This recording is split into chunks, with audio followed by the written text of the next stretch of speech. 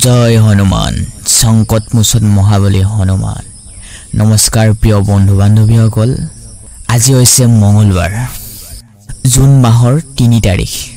আজিৰ দিনটো ৰাশিফল অথবা ভাগ্যফল। তুলা ৰাশিৰ জাতক জাতিকাসকলৰ আজিৰ দিনটো কেনেকুৱা হ'ব? ৩ জুন বাৰ হৈছে মঙলবাৰ। প্ৰিয় বন্ধু বান্ধৱীসকল, আজি আমি আলোচনা কৰিবলৈ গৈ আছো তুলা ৰাশিৰ ৩ জুনৰ ৰাশিফল, সম্পূৰ্ণ ৰাশিফল।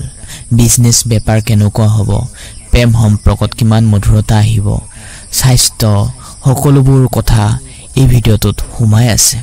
প্ৰিয় দৰ্শক, এইখিনিতে আপোনালোকক এটা সৰুকৈ অনুৰোধ জনাব বিচাৰিছে, যদিহে আপোনালোক প্ৰথমবাৰৰ বাবে আমাৰ ইউটিউব চেনেল আহিছে তেনেহ'লে ভিডিঅ'বোৰ চাই যদিহে ভাল লাগে, আপোনালোকৰ উপকাৰ হয়, তেনেহ'লে চেনেলটি ছাবস্ক্ৰাইব কৰি থ'বলৈ একেবাৰে নাপাহৰে। লগতে আপোনাৰ ৰাশি অনুযায়ী ইতিমধ্যে তুলা ৰাশিৰ সম্পূৰ্ণ ৰাশিফল বিশ্লেষণ, জীৱনৰ ৰহস্য সম্পূৰ্ণ বিষয়ে আমি প্লেলিষ্ট বনাই থৈ দিছোঁ 12টা ৰাশিৰ ভিতৰত। তাতে গৈ আপোনাৰ ৰাশিটো স্পেচিয়েল হিচাপে আপোনালোকে চাই ল'ব পাৰে। মই ডেছক্ৰিপশ্যনত দি থৈ দিছোঁ, নহ'লে আমাৰ ইউটিউবৰ প্লেলিষ্টত দি থৈ দিছোঁ, তাতে গৈ আপোনালোকে চাব পাৰে। প্ৰিয় দৰ্শক, তেনেহ'লে আহকচোন আমি পলম নকৰি ভিডিঅ'টোৰ মাজেৰে গতি কৰোঁ আৰু ভিডিঅ'টোৰ লাষ্টত ক'ম যে কি উপায় কৰিলে আপোনালোকৰ আজিৰ দিনটো ভাল ধৰণে পাৰ হয়। পঞ্জিকাৰ পৰা পোৱা তথ্য অনুসৰি আজি হৈছে জেঠ মাহৰ 19 তাৰিখ।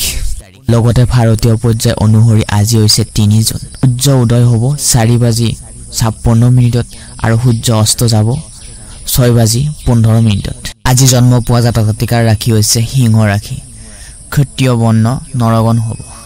লগতে আজি যাত্ৰা ক'বলৈ গ'লে নাই, কোনো ধৰণৰ যাত্ৰা নাই। প্ৰিয় দৰ্শক, এইবাৰ আমি জানি লওঁ আহকচোন আজিৰ দিনটো ভাগ্যৱান ৰাশি হৈছে মেষ, বৃষ, মিথুন, লগতে বৃশ্চিক, ধনু। আৰু সাৱধানে থাকিবলগীয়া ৰাশিসমূহ হৈছে কৰ্কট, সিংহ, তুলা, মকৰ, লগতে কুম্ভ। জয় হনুমান ভক্তি মনেৰে নাম উচ্চাৰণ কৰিব কমেণ্ট বক্সত।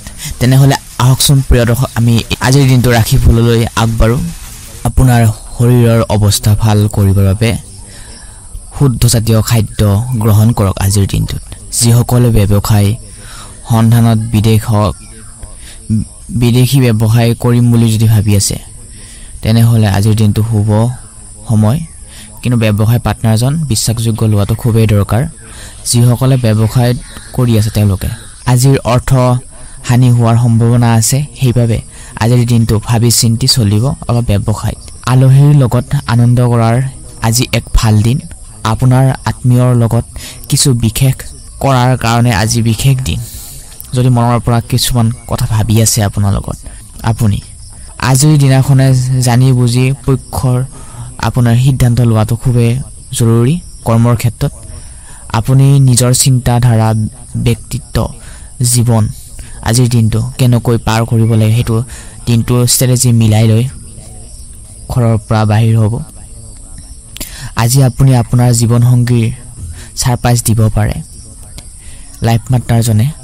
সেয়ে আপোনাৰ সকলো কাম এৰি আজি আপুনি তেখেতৰ লগত সময় অতিবাহিত কৰিব পাৰে। আপুনি অনুভৱ কৰিব যে আপোনাৰ বৈবাহিক জীৱন বহু ধুনীয়া। আজিৰ দিনটোত কিছু ক্ষেত্ৰত সফলতা পাব পাৰে, কিন্তু অলপ চিন্তাও থাকিব মনত। কৰ্ম আৰু ব্যৱসায়ৰ বিষয়ে জানি লওঁ আহকচোন। তাৰ আগতে আমি কাগজৰ ক্ষেত্ৰত আজি অলপ সজাগ হৈ থাকিব লাগিব। সহকৰ্মীৰ সৈতে কোনো ভুল বুজাবুজি হ'ব পাৰে, সেয়ে স্পষ্টভাৱে কাম কৰাটো বেছি ভাল, সতৰ্ক হৈ কাম কৰাটো বেছি ভাল। কাৰণ নিজে আগতে আমি সতৰ্ক হৈ চলাটো খুবেই দৰকাৰ। সেয়ে যিকোনো কৰণীয় কামত কাগজ পত্ৰ নথিপত্ৰবোৰ আপুনি সজাগ কৰি থৈ দিব, ভালকৈ থৈ দিব। ব্যৱসায়ত যিসকলে জ্ঞানী লোক আছে, ব্যৱসায় ডাঙৰ ব্যৱসায় কৰি আছে, তেওঁলোকে কিন্তু ধৈৰ্য ধৰি ব্যৱসায়টো কৰিবই লাগিব। আজিৰ দিনটো নতুন বিনিয়োগ নকৰিব, কিন্তু সাৱধানে থাকিব লাগিব নতুন বিনিয়োগ কৰাৰ ক্ষেত্ৰত।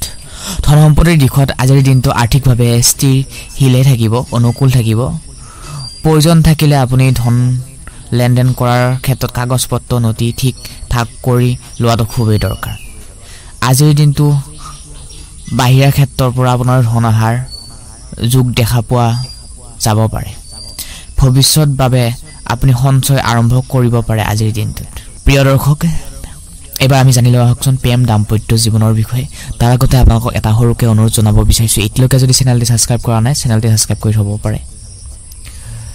প্ৰেমিক প্ৰেমিকাৰ মাজত অলপ মনোমিলন হ'ব পাৰে, কিন্তু আজিৰ দিনটোত কথা বতৰা মিল নহ'ব পাৰে, কিন্তু সহানুভূতি আৰু বুজাবুজিৰ সমস্যাবোৰ সমাধান হ'ব। কিন্তু বিবাহিত দাম্পত্যসকলৰ বাবে আজিৰ দিনটো ভাল ধৰণে পাৰ হ'ব।